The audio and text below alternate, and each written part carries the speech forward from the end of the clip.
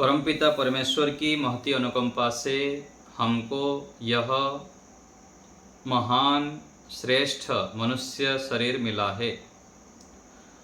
ईश्वर ने यह मनुष्य तन देकर हमें कुछ विशेष देना चाहते हैं। अर्थात परमात्मा का यह नियम है कि पुरुषार्थ करो और पाओ। ईश्वर अपनी ओर से कुछ नहीं देते हैं, केवल यहाँ पर हम अपने कर्मों के आधार पर प्राप्त करते हैं। पीछे जन्म जन्मांतरों से हम जो कर्म किए हैं और अभी जो हम कर रहे हैं उसके आधार पर हमको यह मनुष्य शरीर मिला है और अभी जो भी हमें सुख दुख मिलता है इसके आधार पर ही है। तो हमें यह जानना है, मन मस्तिष्क में बिठाना है कि ईश्वर ने हमें सुख देने के लिए शरीर दिए हैं और हमारे लिए परमात्मा सुख ही चाहते हैं, अत्यधिक सुख देना चाहते हैं हमको। वो सुख हम कैसे प्राप्त करें यह हमें सीखना पड़ता है, जानना पड़ता है, लगातार उस दिशा में प्रयत्न करना पड़ता है। आज हमारा विषय है हम राजा बनकर कैसे रहें। हम सभी चाहते तो हैं, क्या चाहते हैं? स्वतंत्रता चाहते हैं, निर्भयता चाहते हैं, सुख चाहते हैं, प्रसन्नता चाहते हैं और आनंद से परिपूर्ण होना चाहते हैं। लेकिन वह प्राप्त कैसे होगा, उसका उपाय क्या है, ये हम कम जान पाते हैं अथवा न्यून जान पाते हैं और इसके कारण से हम विपरीत स्थितियों में फंसे रहते हैं, निकल नहीं पाते हैं उन स्थितियों से। तो राजा बनने के लिए क्या करना पड़ता है और राजा बनने से क्या लाभ है? राजा अर्थात नेता, नेतृत्व करना। और जो नेता होता है, जो लीडर होता है, वही बड़े बड़े कार्य कर पाता है और जो बड़े बड़े कार्य करेंगे उनको बड़े बड़े सुख मिलेगा। छोटे छोटे कार्य करेंगे तो कम पुण्य मिलेगा और पुण्य के आधार पर फिर सुख मिलता है हमें। तो हमें राजा बनना है। राजा जो बनते हैं, बड़े बनते हैं, उनको क्या करना पड़ता है? पहला काम है अपना सुख, चैन, आराम, आलस्य, प्रमाद और व्यर्थ कार्यों में अपना समय नहीं लगाना। सार्थक कार्य में, श्रेष्ठ कार्य में, जिस कार्य को करने से हमको आउटपुट अच्छा मिलेगा उस कार्य को राजा लोग करते हैं और उसी में ही अपना समय, सामर्थ्य को नियुक्त करते हैं, क्योंकि समय कम है हमारे पास। जो बड़े व्यक्ति हैं उनके पास भी वही समय है और सामान्य व्यक्ति के पास भी वही समय है। तो समय कम होने से यदि हमको राजा बनना है, नेता बनना है, कुछ बड़ा करना है जीवन में, अपने जीवन को उत्कर्ष की ओर ले जाना है, तो हमें इन सब को छोड़ना पड़ेगा। इससे विपरीत प्रचंड अखंड पुरुषार्थ, मेहनत, श्रम हमें करना पड़ेगा और उसको अपने जीवन का अंग बनाना पड़ेगा। एक होता है कि जबरदस्ती करना, जैसे मजदूर होते हैं ना, जबरदस्ती करते हैं, लगाना पड़ता है, बार बार करो, जितना बोल दो उतना करेंगे, खड़े हो तो कर लिए, इधर साइड हो गए तो फिर आलस्य प्रमाद करते हैं। तो पहला काम है हमें संकल्प लेना है कि मुझे नेतृत्व लेना है, नेतृत्व करना है, राजा बनना है, कुछ बड़ा करना है और बड़े करने के लिए ही, श्रेष्ठ बनने के लिए ही मेरा जीवन मिला हुआ है। जब तक आप संकल्प नहीं करेंगे कि मुझको कुछ बड़ा करना है, श्रेष्ठ करना है, तब तक हम आगे नहीं बढ़ सकते हैं। जहां है वहीं रह जाएंगे। प्रारंभ तो यहीं से होता है कि हम क्या सोचते हैं, क्या बनना चाहते हैं। कोई व्यक्ति राजा बनना चाहेगा तो राजा जैसा कार्य करेगा और मजदूर रहेगा तो मजदूर जैसा ही कार्य करेगा, वैसे ही उसका जीवन चलेगा। तो हमारा सोच विचार क्या लेके हम चलते हैं, पहले देखें। हमारा जो कार्य है किस प्रकार से करते हैं, सुबह से लेकर रात तक हमारा किन किन कार्य में कैसे सोच, यदि उसका हम निरीक्षण करेंगे तो पता लगेगा कि व्यक्ति मजदूर जैसा कार्य करता है। दूसरे को देखना, दूसरे की कमी निकालना, इधर उधर सामान्य कार्य में। वही 24 घंटा प्रधानमंत्री के पास है, राजा के पास है, महान व्यक्ति के पास है, और हमारे पास वही समय है। लेकिन हम उस समय का प्रयोग किस ढंग से करते हैं, उसके आधार पर हम राजा है, नौकर है, मजदूर है, चपरासी है, वो निर्भर करता है।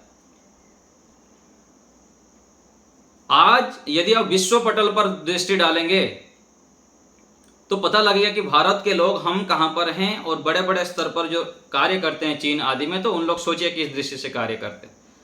छोटे बच्चे भी यहाँ हमारे क्या करते हैं, टिकटॉक में खेलते हैं, इधर उधर के सामान्य कार्य में लगे रहते हैं, और वहाँ के देखिए बच्चे किस प्रकार से बड़े बड़े कार्य, इन्वेटिव नूतन रिसर्च कार्य करते हैं। तो हमको यदि जीवन में कुछ उत्कर्ष को प्राप्त करना है तो पहला काम है संकल्प, हमारा विचार को हम इतना उत्कृष्ट बनाए, महान बनाए, उस प्रकार से हमारा प्रवृत्ति हो जाए। नहीं तो सामान्य प्रवृत्ति करते हुए सामान्य बन के रह जाएंगे। मनुष्य जीवन मिला है, परमात्मा इतना उत्कृष्ट मन इंद्रियां आदि दिए हैं, महान साधन दिए हैं। देखिए कितने चमत्कार है। यस्मिन ऋचः साम यजुंसि यस्मिन प्रतिष्ठिता, जिस मन के माध्यम से हम पूरा चारों वेद को कंठस्थ कर सकते हैं, शास्त्रों को कंठस्थ कर सकते हैं, पूरा महान महान कार्य कर सकते हैं। उस मन को जो प्रयोग करते हैं हम, कितने क्षुद्र कार्य में प्रयोग करते हैं, ईर्षा, द्वेष, राग और छोटी छोटी चीजों में। जब देखिए चर्चा हो जाती है किसी के दोष देखने की, अथवा सामान्य रूप से बैठते हैं, तो दृष्टि हमारी किस तरफ जाती है, ये देखिए हम निरीक्षण करें। हर समय दोष की चर्चा, निंदा, चुगली, अलग अलग कार्य में। कोई हम एकांत में जब बैठते हैं, दो व्यक्ति मिलते हैं, क्या कोई विशेष करने का सोचते हैं अपने जीवन में, कि मैं अपने जीवन को कहते हुए उसका उत्कर्ष की ओर ले सकता हूं, कितना श्रेष्ठता की ओर ले सकता हूं, हमारे देश को हम कहां तक ले सकते हैं, कभी सोचते हैं हम? सोचें, अपने निरीक्षण करें कि कहां हम बैठे हैं और परमात्मा हमको क्या चाहते हैं। एक फैक्ट्री में एक व्यक्ति काम करता है, उसको 10,000 रुपया मिलता है, और एक व्यक्ति उसी फैक्ट्री में काम करता है, लाख रुपया मिलता है। तो फर्क क्या है? वही मनुष्य है, दोनों में फर्क क्या है? जिस व्यक्ति की जितनी योग्यता, जितना लेवल है, उसके आधार पर उसको पैसा मिलता है। वो अपने आप को जितना बना के रखा है योग्यता। हम सुख चाहते हैं, शांति चाहते हैं, दूसरे से सम्मान चाहते हैं, लेकिन कैसे मिलेगा? हम दूसरे को यदि सम्मान चाहते हैं कि देखिए कल थोड़ी सी चर्चा हो जाती है, थोड़ी सी समय मिल जाता है, देखिए कैसी चर्चा होती है। पत्नी की चर्चा आ गई तो पति लोग सोचेंगे हम अच्छा है, और पत्नियों की, महिलाओं की चर्चा आ जाएगी तो उसके पुरुषों से हम श्रेष्ठ हैं। हर समय एक दूसरे से श्रेष्ठ बनना चाहते हैं, सम्मान पाना चाहते हैं, और अपने आप को ऊंचा दिखाना चाहते हैं। ठीक, चाहना चाहिए, लेकिन हमारी जो क्रियाएं होती है किस प्रकार से, क्रियाएं कैसे करते हैं हम? जब हम देने के स्वभाव नहीं बनाते हैं तो लेने की क्यों हम हकदार हैं? इसलिए कहा जाता है कि यदि कोई श्रेष्ठ राजा तब बनेगा वह श्रेष्ठ प्रजा बने। श्रेष्ठ गुरु वही बन सकता है जो श्रेष्ठ शिष्य बना है, वही श्रेष्ठ गुरु बन सकता है। श्रेष्ठ माता पिता तब बन पाएंगे जब आप बच्चे समय में अपने कर्तव्य को ठीक से किए हैं। आप बच्चे अच्छे बालक जब बने हैं, अच्छे संतान यदि बने हुए हैं, तो आप अच्छे माता पिता बन सकते हैं। ऐसे ही सास ससुर भी है। जब आप बहू के टाइम में थे, बहू के समय आप यदि कर्तव्यनिष्ठ थे, तो आप हकदार है अच्छे सास बनने का।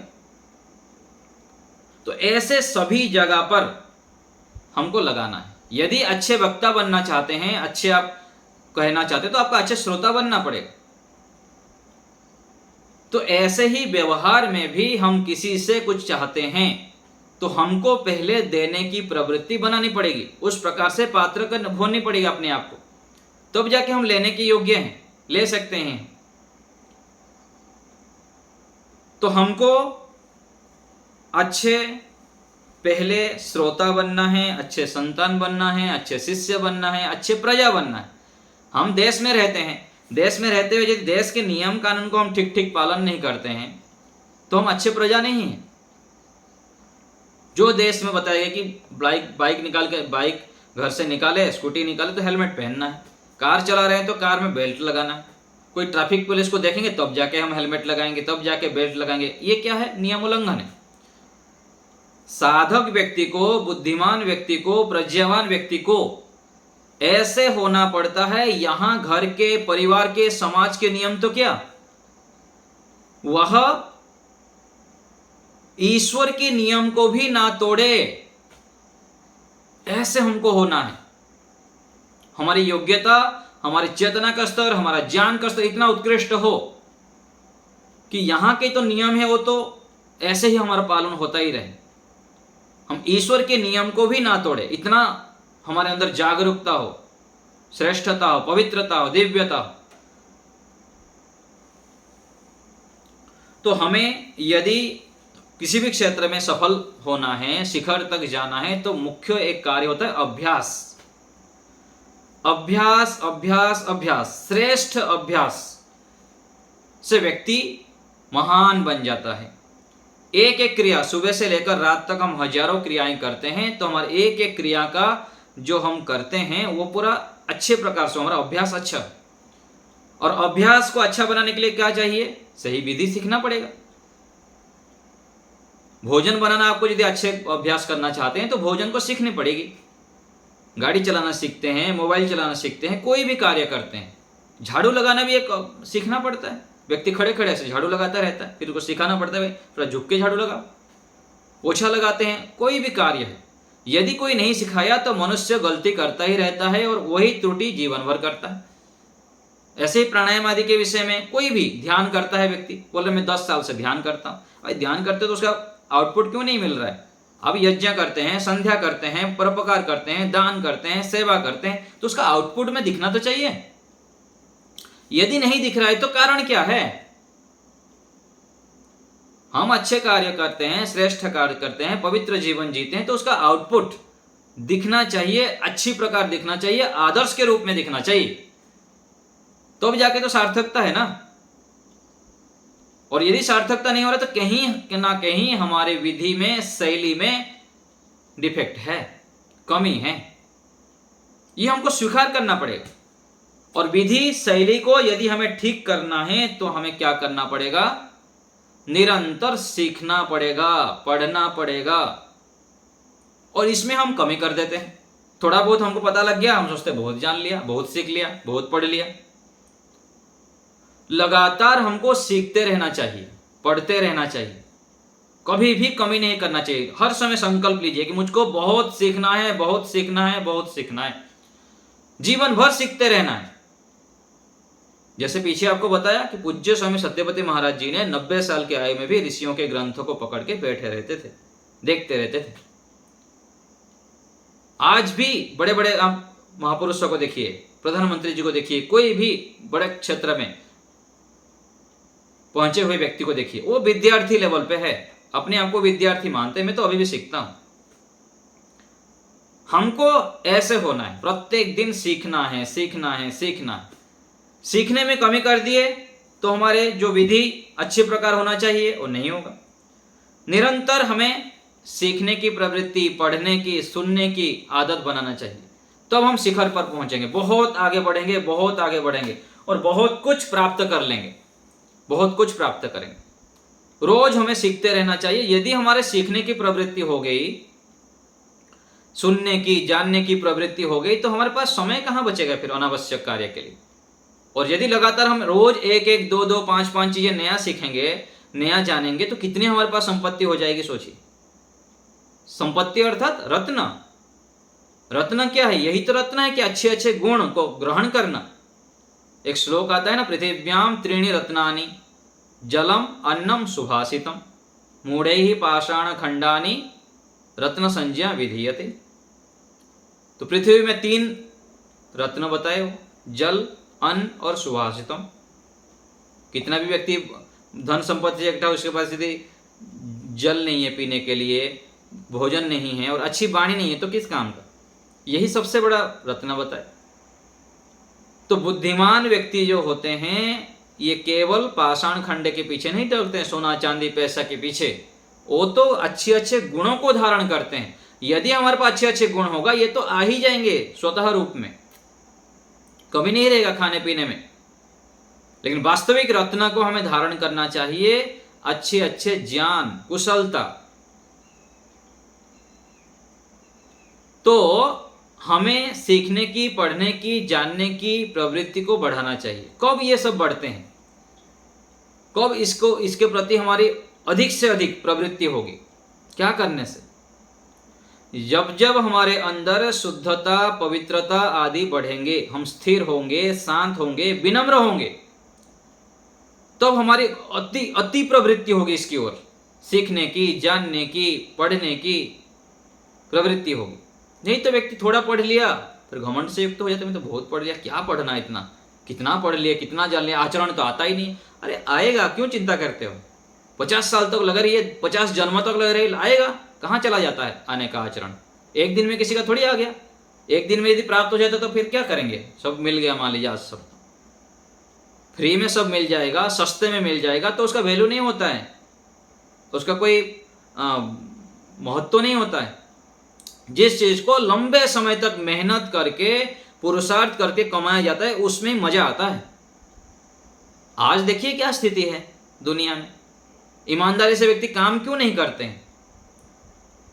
काम नहीं करने का कारण यह है कि उसका वजन को हम नहीं जानते, उसके महत्व को नहीं समझ पाते हैं।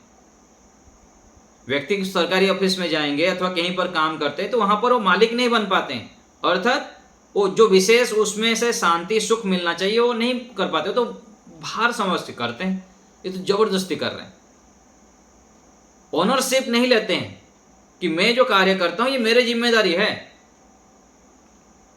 आज हम मान लीजिए कि 2 घंटा 4 घंटा नुकसान कर दिए, व्यर्थ कर दिए, तो किसका किए?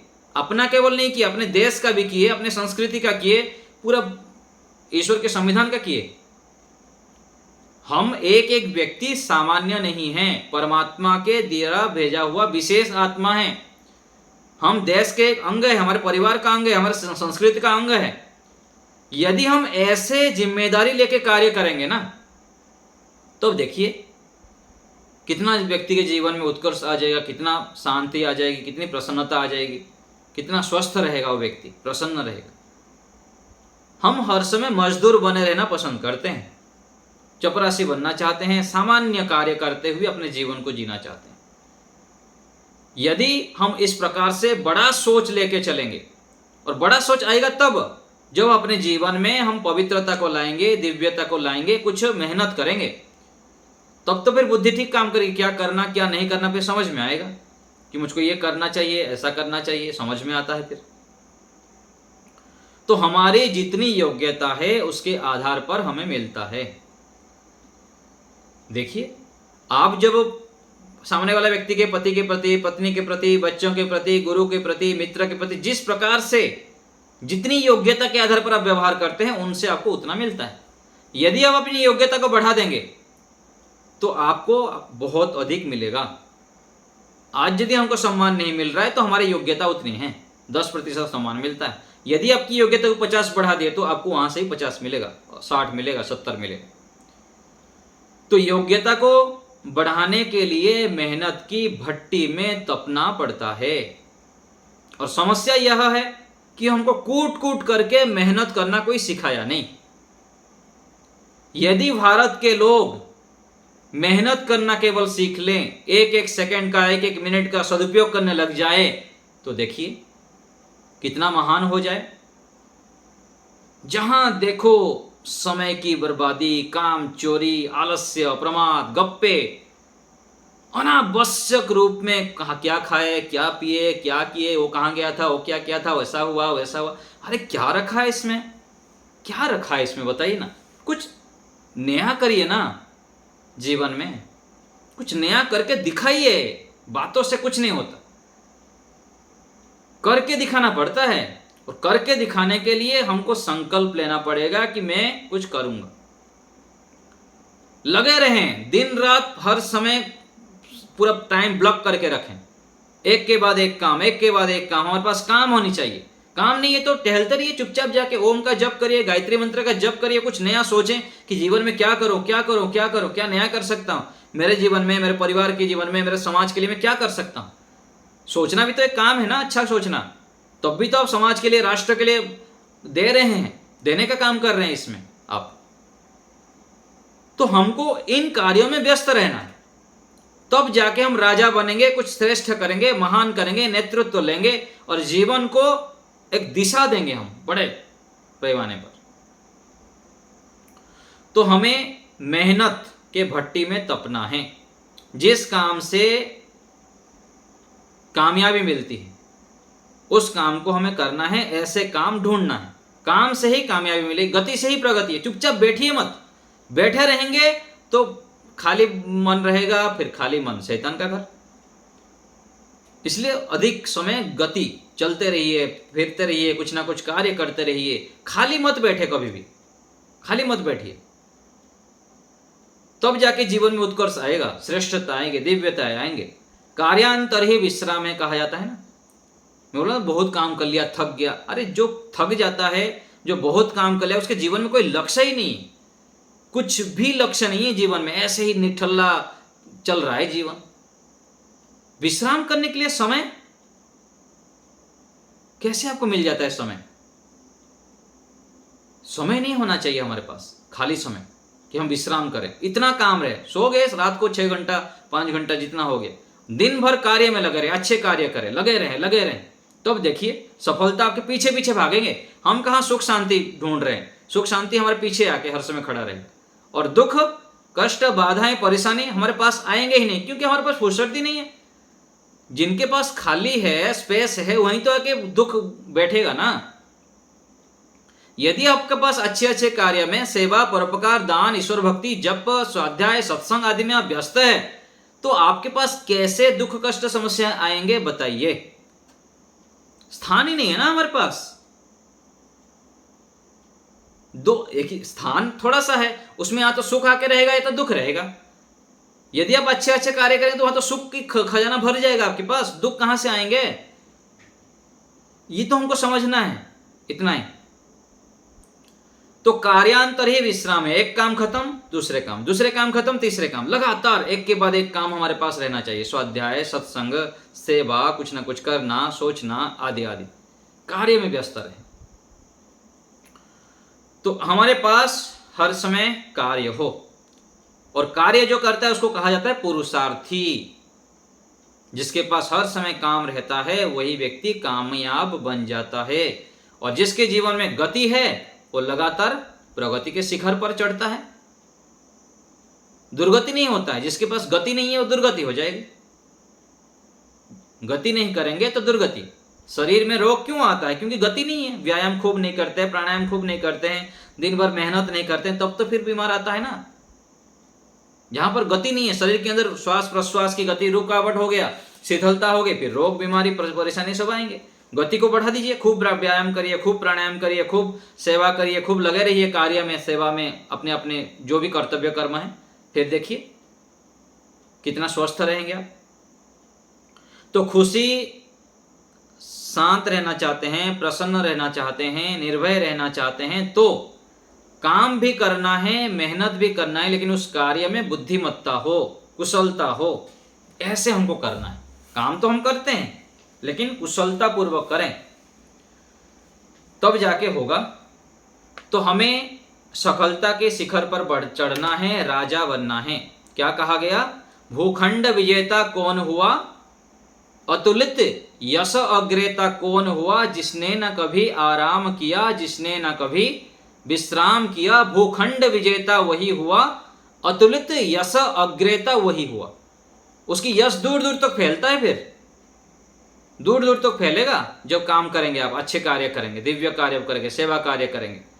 केवल घर परिवार में हम क्या कोटरा लेके मांग रहे हैं कि मेरे पति मेरे सम्मान नहीं कर रहा है, पत्नी नहीं कर रहे, बच्चे नहीं मान रहे, बहू नहीं मान रही है, पड़ोसी मेरे को सम्मान नहीं कर रहा है। ये क्या हो रहा है?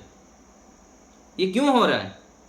क्योंकि आप अतुलित मेहनत नहीं करते हैं, सामान्य मेहनत करते हैं, और मेहनत भी टेक्निकली नहीं करते हैं, आप बुद्धिमत्ता से नहीं करते हैं। बुद्धिमत्ता से जो मेहनत करता है उसका तो कीर्ति दूर दूर तक फैलता है, वो विश्व विजेता बन जाता है। तो हमें बुद्धिमत्ता से कार्य करना है, क्योंकि भजन में भी हम गाते हैं ना, मन चाहा सुख पाया उसने जो आलस बनकर पड़ा ना रहा। हमारा कैसा हो, मन चाहा सुख हम जब चाहते हैं, वह जुनून पैदा करनी पड़ेगी अपने अंदर, अखंड मेहनत, पुरुषार्थ, पागलपन, खो जाना। खो जाना आप सुने हैं कभी? अपने कार्य में खो जाना। पढ़ाई कर रहे हैं तो पढ़ाई में खो जाना, मेहनत कर रहे हैं तो मेहनत में खो जाना, भोजन पका रहे हैं तो भोजन में खो जाना। ऐसे होते हैं माताएं, बहुत पुरुष भी होते हैं, कुछ दिखते हैं हमको, काम में लग गए तो लग गए काम में बस, और कुछ भी नहीं दिखता। पढ़ाई कर रहे हैं तो पढ़ाई में खो जाना। ये हमारे अंदर नशा, पागलपन, जुनून होना चाहिए, काम में हम खो जाएं। व्यायाम कर रहे तो व्यायाम में, प्राणायाम कर रहे तो प्राणायाम में, ध्यान कर रहे तो ध्यान में, जो भी कार्य कर रहे हैं, सेवा, परोपकार आदि आदि, सब में खो जाना, खो जाना पूरा उसमें। इतना हमारे अंदर जागरूकता होना चाहिए। और ये जागरूकता, ये जो पागलपन है, नशा है, काम में खो जाना है, ये कब आता है, कैसे आएगा, क्या उसका तरीका क्या है, किस व्यक्ति के अंदर ये सब आता है पागलपन? अपने लक्ष्य को लेकर जागरूक रहना, पूर्ण पुरुषार्थ करना, इसके लिए हमको अखंड जप, यज्ञ, ध्यान आदि करना पड़ता है। तब जाके तो शुद्धता आएंगे ना। शुद्धता आएगा तो व्यक्ति को पता लगता है कि मेरे अंदर क्या सामर्थ्य है। नहीं तो व्यक्ति सोचता है नहीं, मैं तो नहीं कर सकता, मेरे बस का नहीं है ये। व्यक्ति ऐसे मान के फिर चुपचाप बैठ जाता है। प्रत्येक व्यक्ति के अंदर परमात्मा ने सेम टू सेम सामर्थ्य दे रखे हैं, लेकिन उस सामर्थ्य को जगाने के लिए भी हमको मेहनत करनी पड़ती है। तब जाके तो सामर्थ्य पता लगेगा मेरे अंदर क्या सामर्थ्य है। क्योंकि जन्म जन्मांतरों से आत्मा अलग अलग निमित्तों के कारण अपने आप को भूला हुआ है। जैसे माता पिता मिल गए, जैसे पूर्वजन्म के संस्कार था, जैसे यहाँ पर माहौल मिल गया, जैसे साथी मिल गए, जैसे हमको अलग अलग प्रकार से षड्यंत्र करके न्यूज में, टीवी में, एडवर्टाइज में, सीरियल में जैसे दिखा दिया, हम अपने आप को ऐसा मान लिए, मैं ऐसा हूँ, इतना सामर्थ्य मेरे अंदर है, ये मान के चलते हैं हम। लेकिन जब हम फिर इसको जगाना चाहते हैं अथवा जगाना चाहेंगे तो उसके लिए भी कुछ तरीका है। उसके लिए हमको जप करना पड़ेगा, बहुत यज्ञ करना पड़ता है, सेवा करना पड़ता है, परोपकार करना पड़ता है, सीखना पड़ता है कि मेरे अंदर क्या सामर्थ्य है। अपने लिए समय लगाएं। अपने लिए जब हम समय लगाएंगे, कुछ हटेंगे संसार के जो दौड़ भाग है, फिर पता लगे कि अरे मैं तो सामान्य नहीं हूं, मेरे अंदर तो बहुत क्षमता है, फिर मैं क्यों ऐसे निठल्ला होके अपने आप को सामान्य मान के बैठा हुआ। तो हमें अलग से हटके बैठना पड़ेगा, सोचना पड़ेगा, और अपने सामर्थ्य को जानने के लिए भी हमको पुरुषार्थ करनी पड़ेगी। तब जाके हम जागेंगे। तब हमारी गति में दिव्यता आ जाएगी। तो अपने शक्तियों को हमको जगाना पड़ेगा, अपने आप को जानना पड़ेगा कि मैं सामान्य नहीं हूं, मैं बहुत कुछ कर सकता हूं। ईश्वर हमारे साथ है, ईश्वर मेरे साथ है, मैं बहुत अच्छा हूं, मैं बहुत आगे बढ़ने के लिए यहां पर जन्म लिया हूं। पहले हम मन से ही हार जाते हैं, मन से जो मजबूत बन जाता है वही महान बन जाता है। बोला जाता है ना, मन से हारे हार है, मन से जीते जीत। मन चंगा तो कठौती में गंगा। ये क्यों कहा जाता है ये सब? वही व्यक्ति देखिए अपने आप को यदि रोगी, हताश, निराश मान लेता है तो ऐसे रोगी होकर पड़ा रहता है। और यदि सामान्य, यदि उसको ज्ञान हो गया कि मैं आत्मा हूं, शरीर से पृथक हूं, मैं हार मानने वाला है हूं ही नहीं, तो तुरंत तो खड़े हो जाता है। मनोबल जो बढ़ जाता है। मनोबल को हमको स्वयं को ही बढ़ाना पड़ेगा, कोई बाहर आके नहीं करेगा। जैसे हम बीज रोज रोज गाड़ेंगे वैसे हम बनेंगे। बाहर से तो लोग थोड़ा सा सहयोग करेंगे, लेकिन हम अपने आप को गतिशील बनाने का, कार्य में प्रगतिशील रहने का, पुरुषार्थी बनने का, हर समय मन में सकारात्मकता को बढ़ा के रखना, हर समय लोगों के गुणों को देखना, ये तो हमको ही करना पड़ेगा ना। और लगातार करनी पड़ेगी। और बार बार जो इस काम को हम करते हैं वही हम बन जाते हैं। आज हम क्यों समय की बर्बादी करते हैं, समय को क्यों ठीक ठीक उपयोग नहीं कर पाते हैं, क्यों अखंड जप नहीं करते हैं, अखंड तप नहीं करते हैं, अखंड दान नहीं करते हैं, ये सब क्रियाएं क्यों नहीं करते हैं? क्योंकि हम को कोई सिखाया नहीं, बताया नहीं, हम जानने का भी प्रयास नहीं किए कि अखंड जप करने से क्या लाभ होता है, गायत्री मंत्र का, ओम का जप करेंगे, अखंड यज्ञ करने से क्या लाभ है, एकांत में बैठने से क्या लाभ है, स्वाध्याय करने से क्या लाभ है, सत्संग करने से क्या लाभ है। सामान्य तो कर लेते हैं थोड़ा बहुत, लेकिन विशेष करना पड़ता है, तब जाके हम अपने सामर्थ्य को जान पाएंगे। विशेष करना पड़ेगा। जैसे पानी को उबालते हैं ना, तो पानी मान लीजिए थोड़ा सा गर्म हो गया, फिर हम उतार के नीचे रख दिए, तो उसके ऊपर जो कीटाणु होते हैं ना, भस्म नहीं होता है, नष्ट नहीं होंगे। पानी एक बार उबाल आने के बाद उसको लगातार गैस के चूल्हे पर बिठाना पड़ता है थोड़ी देर और 5-10 मिनट तक, तब जाके उसके अंदर जो कीटाणु होते हैं, जो वायरस आदि होंगे, वो मरेंगे, फिर शुद्ध हो जाता है। ऐसे ही हम अपने स्वरूप को जानना है कि मैं राजा हूं या प्रजा हूं, मैं भिखारी हूं या मेरे अंदर बहुत अधिक सामर्थ्य है। इन सबको पहचानने के लिए, जानने के लिए भी हमको पूरा उग्र तपस्या करनी पड़ेगी, अखंड जप करना पड़ेगा, अखंड मौन साधना करनी पड़ती है, अपने कार्य को बहुत अधिक तीव्रता से करनी पड़ेगी, सेवा परोपकार आदि। तो व्यक्ति को पता लगता है कि अरे मैं तो सामान्य नहीं हूं, क्यों मैं सामान्य मान के बैठा हूं अपने आप को? क्योंकि ईश्वर हमारे परम माता परम पिता है। यदि ईश्वर की भक्ति करेंगे तो हमारे अंदर दिव्य सामर्थ्य आता है। इसलिए कहा जाता है ना, भक्ति की शक्ति को तुमने पहचाना नहीं हो। हमने पहचाना नहीं है भक्ति में क्या शक्ति है। ईश्वर की भक्ति करना, माता पिता के आज्ञा अनुकूल चलना, वैदिक मार्ग पर चलना, हमको पता नहीं है क्या सामर्थ्य है इसके अंदर। ईश्वर भक्ति ते व्यक्ति के अंदर दिव्य महान सामर्थ्य आ जाता है, ऊर्जा आ जाती है ईश्वर की भक्ति करने से। लेकिन हम ईश्वर की भक्ति करना नहीं चाहते हैं, इसमें हमको बहुत डर लगता है, ध्यान भी करना नहीं चाहते हैं, ध्यान में बैठना नहीं चाहते।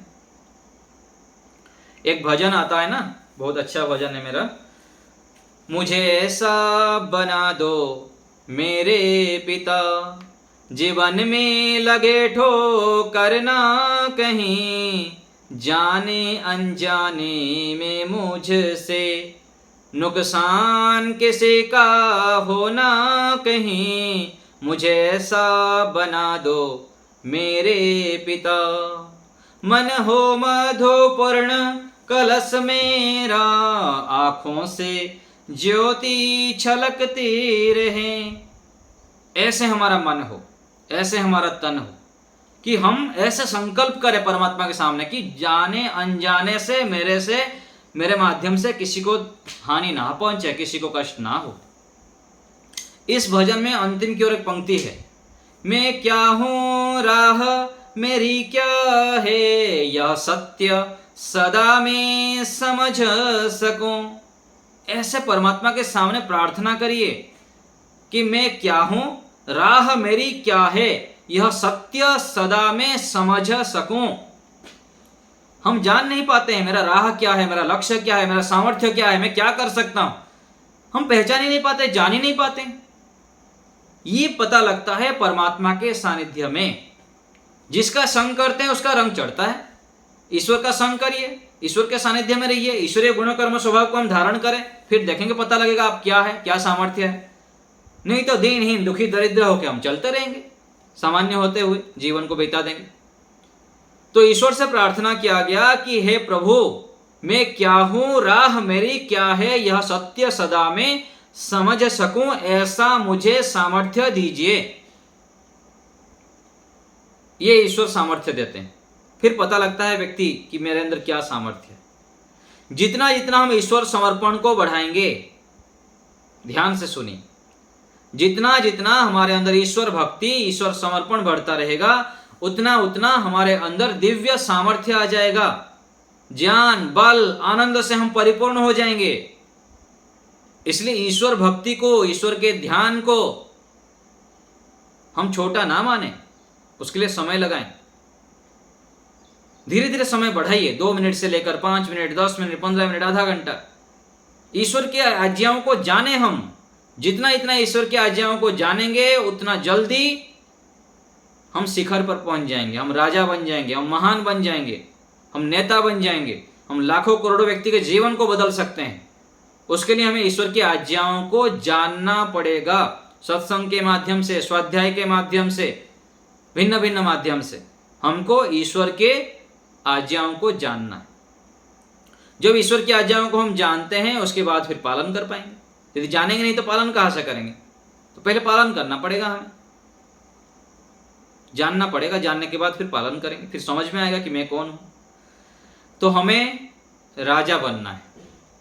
आज का हमारा विषय क्या रहा कि हमको राजा बनना है, नेतृत्व लेना है, शिखर पर जाना है और बड़े बड़े कार्य करना है। बड़े बड़े कार्य करने के लिए हमको पुरुषार्थ करनी पड़ेगी। आलस्य, प्रमाद, अनावश्यक जो कार्य करते हैं उसको छोड़ना पड़ेगा।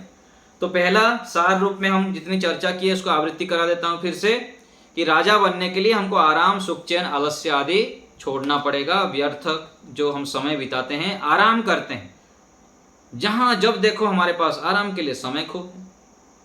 व्यर्थ कार्य में, आराम करने में यदि लगे रहेंगे तो आराम हराम है। जीवन में कुछ विशेष नहीं कर पाएंगे। ऐसे भीड़ के हिस्सा बनते हुए लोगों के पीछे भागते रहेंगे, जैसे होता है ना भेड़ चाल, जैसे दुनिया दिखा दिया, जैसे दिखा दिया उसके पीछे भागते रहेंगे। कुछ बड़ा नहीं कर पाएंगे आप, कुछ विशेष करके दिखा नहीं पाएंगे।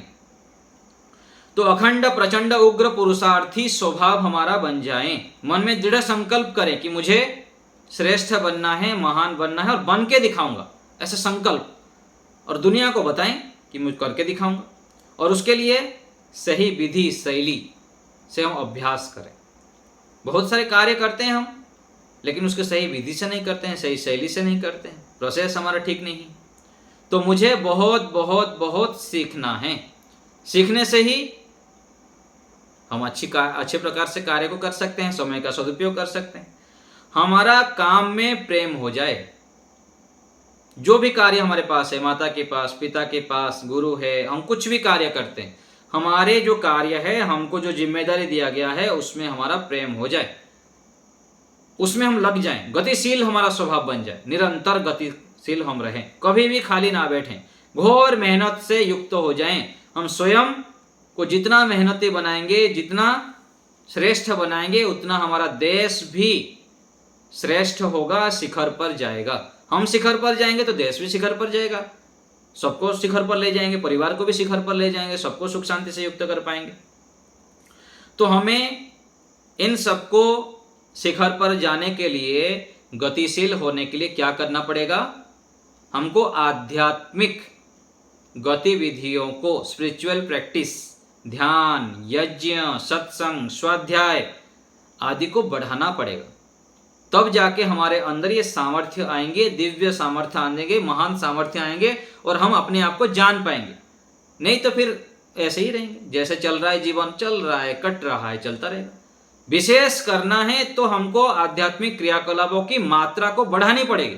करते हैं आप लोग, बहुत अच्छा है, करना चाहिए, लेकिन थोड़ी मात्रा में काम नहीं चलेगी, विशेष करना पड़ेगा। तो यदि विशेष करेंगे तब हम अपने जीवन को बहुत अधिक आगे ले पाएंगे, श्रेष्ठ बना पाएंगे और महानता की ओर बढ़ पाएंगे, राजा बन के जिएंगे। नहीं तो फिर वही सामान्य बनते हुए, जैसे आज चल रहा है जीवन, कट रहा है, वैसे ही चलेगा। दूसरे से हम कटोरा लेके मांगते रहेंगे, भाई दे दो दे दो, भिक्षाम देही भिक्षाम देही, किसी से कुछ मांगेंगे, ये दे दो ये दे दो, ये ऐसा क्यों नहीं कर रहा है, वो ऐसा क्यों नहीं कर रहा है, इसको ऐसा करना चाहिए, उसको ऐसा करना चाहिए। ऐसे हम फिर भिखारी बन के जीवन जीजेंगे। तो हमें भिखारी नहीं बनना है, सामान्य नहीं बनना है, विशेष बनते हुए अपने आप को भी विशेष बनाना है और परिवार, समाज को भी विशेषता की ओर ले जाना है, शिखरता की ओर ले जाना है। ये संकल्प हमको करना है। तो हम जरूर ऐसे बनेंगे। इस विश्वास हमारे अंदर बढ़ाएं, विश्वास को बढ़ाएं, आत्मविश्वास की कमी ना करें। जैसे हम विश्वास अपने अंदर बढ़ाएंगे उतना ऐसे हमारा दुनिया बन जाता है। विश्वास कमी हो गई, मनोबल कमजोर हो गया तो आप धड़ाम करके गिर जाएंगे, कुछ नहीं कर पाएंगे। आत्मविश्वास को बढ़ाएंगे, मनोबल को बढ़ाएंगे, आत्मबल को बढ़ाएंगे, ईश्वर भक्ति को बढ़ाएंगे तो देखिए आपकी शेर बन जाएंगे पूरा। और ये विश्वास को बढ़ाने के लिए, पवित्रता को बढ़ाने के लिए फिर लगातार पुरुषार्थी स्वभाव बनाना होता है। और ये हमको करना है और करेंगे, करके दिखाएंगे। ये विश्वास अपने अंदर जगाइए, तो अवश्य ही हम बढ़ सकते हैं। बृहति ब्रह्ममेधा पुस्तक में कहाँ तक पहुँच गए थे हम? पृष्ठ संख्या 47 देखिए। क्रियात्मक योगाभ्यास, विषय है निर्विषयता। तो यहाँ पर प्रार्थना ओम भूर्भुवस्व से कर रहे हैं। तो इसमें कह रहे हैं कि गायत्री मंत्र जो संध्या मंत्र है, सन्नो देवी आदि, ये पूरा हमको कंठस्थ रहना चाहिए और एक एक शब्द का अर्थ हमें स्मरण होना चाहिए संध्या मंत्रों का। यदि स्मरण नहीं है तो स्मरण कर लें, बहुत आवश्यक है। वेदों के आधार पर ईश्वर की भक्ति प्रार्थना कैसे करनी चाहिए और हमारे मन को कैसे नियंत्रण करें आदि आदि सब प्रार्थना किया गया है। संध्या मंत्र में क्या प्रार्थना किया गया ईश्वर से कि हे परमात्मा, हमको शीघ्र प्राप्त हो जाओ। ईश्वर स्तुति प्रार्थना की अंतिम की ओर कहा गया ना, सद्य सिद्धिर भवेन्य। हे ईश्वर दयानिधे भवत कृपया नैन, आपकी कृपा से इस जप उपासना आदि कर्म के माध्यम से मुझको शीघ्र ही आप प्राप्त हो जाएं, जल्दी से।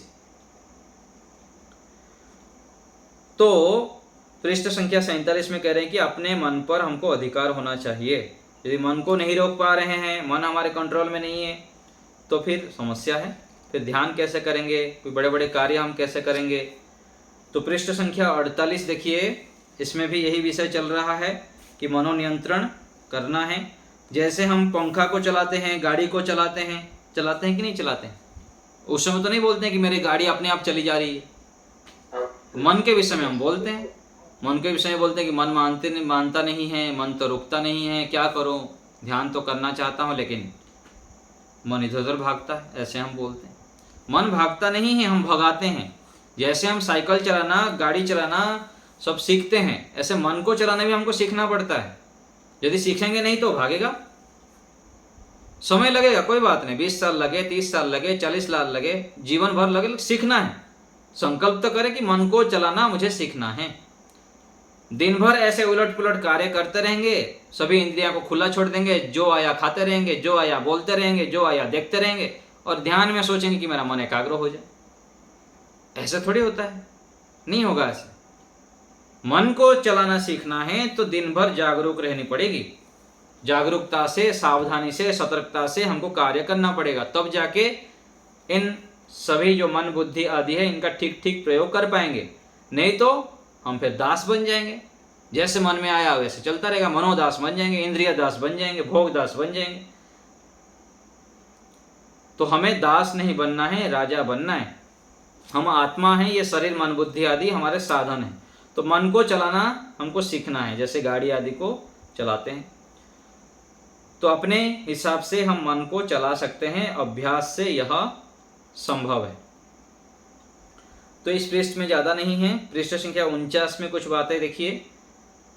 पृष्ठ संख्या 49 में दिया गया, हम जीवात्माएं हैं, ईश्वर सर्वव्यापक है, प्रकृति शरीर आदि सब कुछ मेरे लिए साधन हैं, ये हमको मानना है। जीवन किस लिए मिला है? साध्य, ईश्वर को प्राप्त करने के लिए, मोक्ष को प्राप्त करने के लिए, अपने क्लेशों को दग्धबीज करने के लिए और सुसंस्कारों को जगाने के लिए जीवन मिला है, ऐसे हमको समझना है। तो हम जीवात्मा हैं, ईश्वर सर्वव्यापक है, ईश्वर सब जगह है, हमारे अंदर बाहर विद्यमान है, और ये शरीर है, प्रकृति है, सारा संसार दिख रहा है, यह साधन है।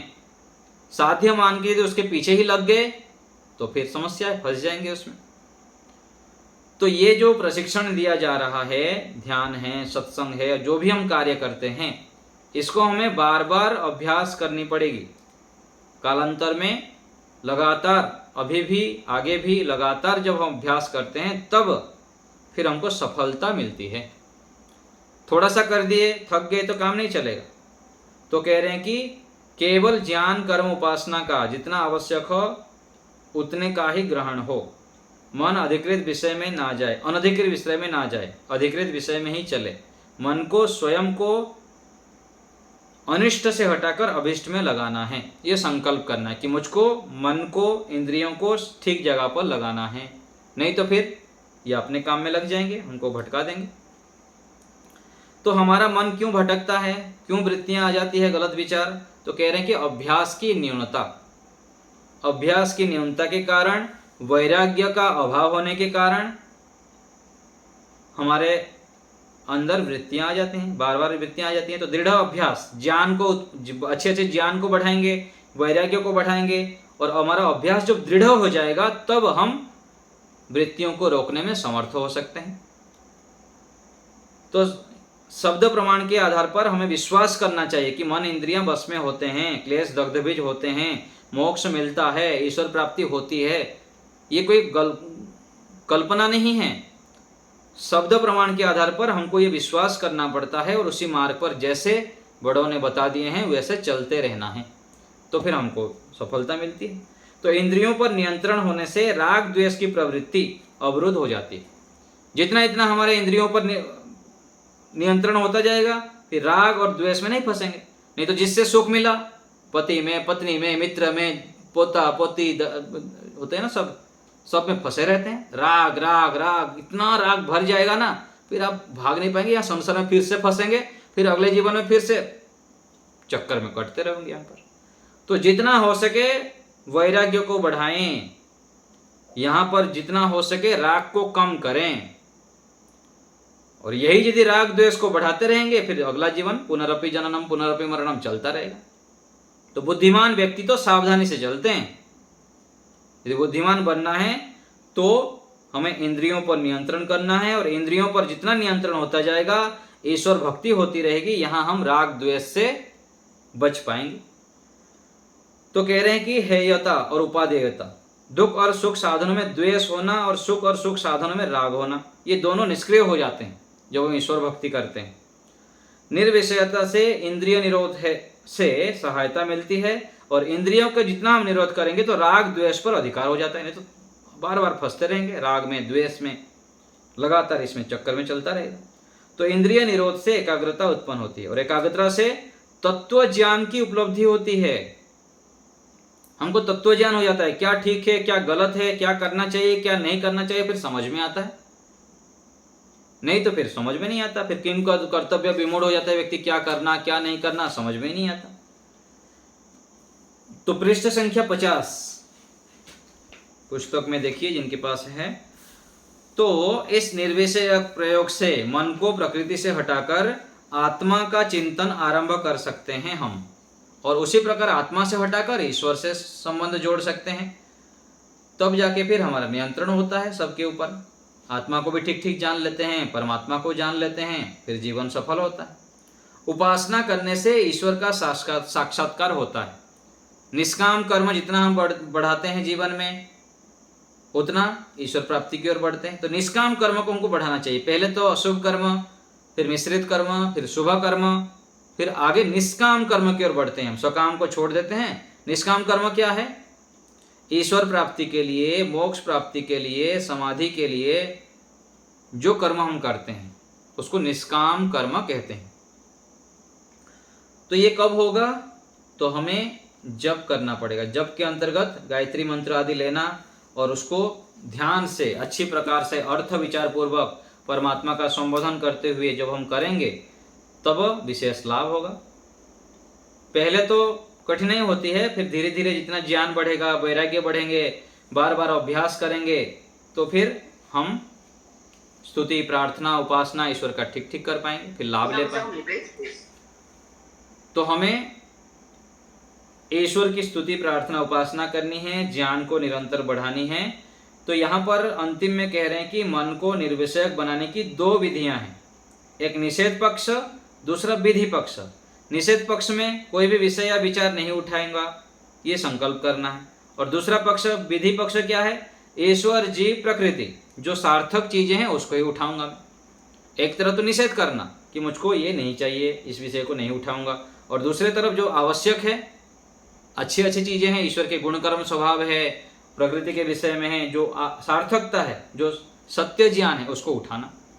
तो ये दोनों काम जब हम करते हैं तो धीरे धीरे हमारे मन के ऊपर नियंत्रण होता है, फिर हम सफल होते हैं।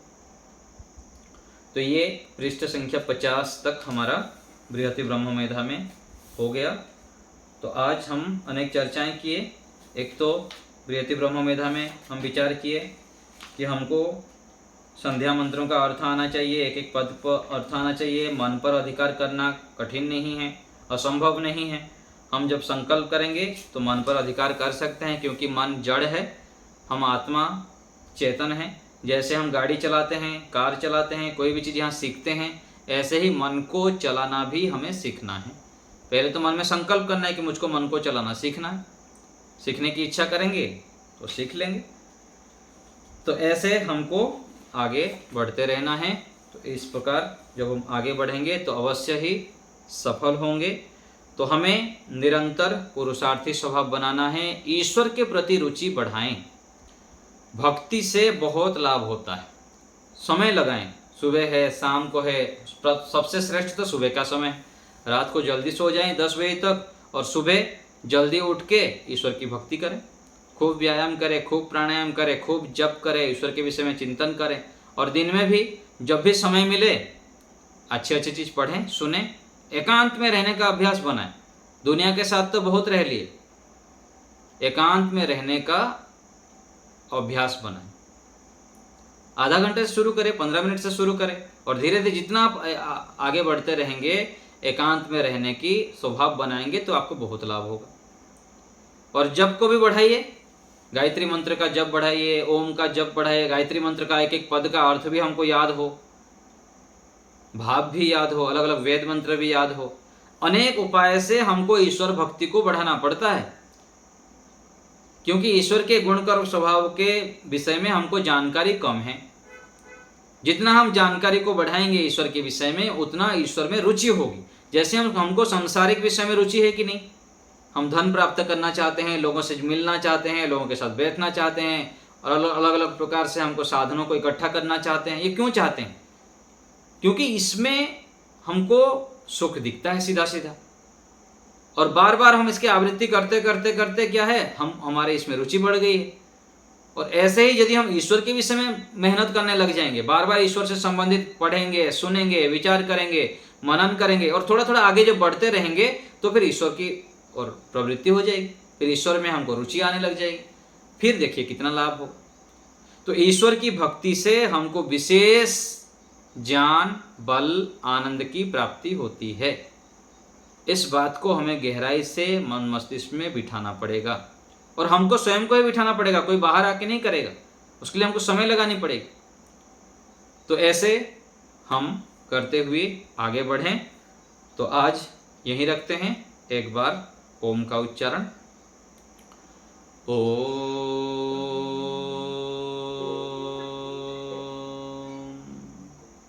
नमस्ते आचार्य जी।